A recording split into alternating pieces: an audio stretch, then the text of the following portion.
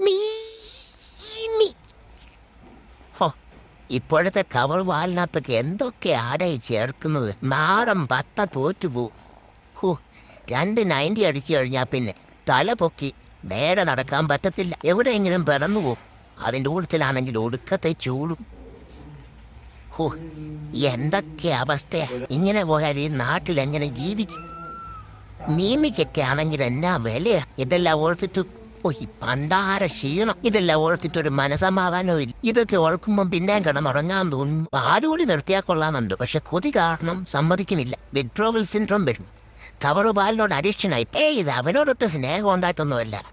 എന്നെ കൂട്ടാതെ അവൻ മീമി എടുത്ത് തിന്നുന്ന എനിക്കൊന്ന് കാണണം.